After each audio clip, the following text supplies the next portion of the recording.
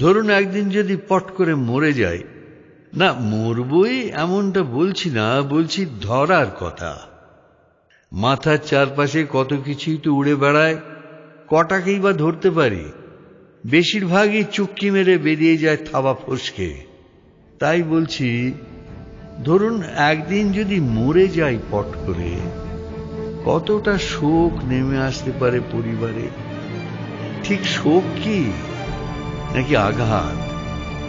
অবলম্বনহীন হবার আঘাত, অর্থনৈতিক অসচ্ছলতার আঘাত।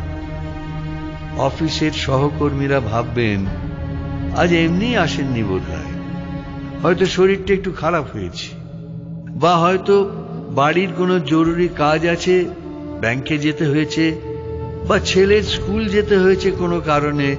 ওরকম তো হাজারো ঝামেলা থাকেই সব বাড়িতে। আচ্ছা, আজ ওনাদের বিবাহ বার্ষিকী নয় তো? ও তাই দুটিতে মিলে সিনেমায় গেছেন। লাঞ্চটা নিশ্চয়ই সেরে নেবেন ভালো কোনো রেস্টুরেন্টে। ছেলের জন্মদিনে তো হতে পারে।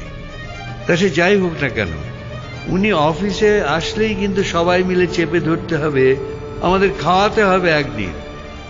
বাজারের সবজি মাসিরা আঁচল দিয়ে কপালের ঘাম মুছে ভাববেন, বাবুকে দেখি না যেন অনেকদিন, নাকি আমাদেরই চোখের ভুল, এসেছেন ঠিকই, আমরাই দেখতে পাইনি।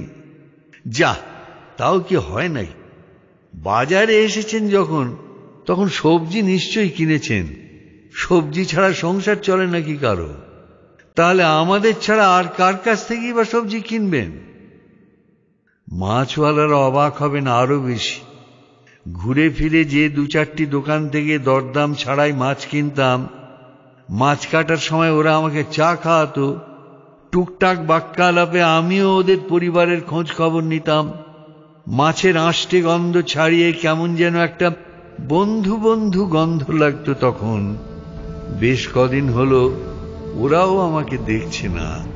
টাকা পয়সার হিসেব বুঝে নিতে নিতে ওরাও কি ঘাড় উঁচু করে খোঁজেনি আমাকে বাজারের ভিড়ে?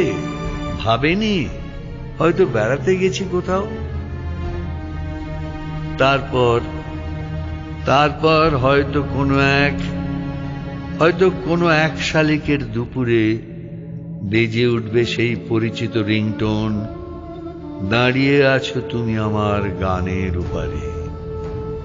হয়তো ফোনটা ধরবে সদ্য নিঃসঙ্গ আমার প্রেয়সী, হয়তোবা সদ্য পিতৃহীন আমার একমাত্র ছেলে ডুকরে আসা কান্নায় জানিয়ে দেবে, আমি নেই, আমি নেই, আমি নেই, আমি আর নেই। আর আমাকে দেখা যাবে না অফিসে, বাজারে, পাড়ার রাস্তায়, চায়ের দোকানে, নতুন কবিতায়।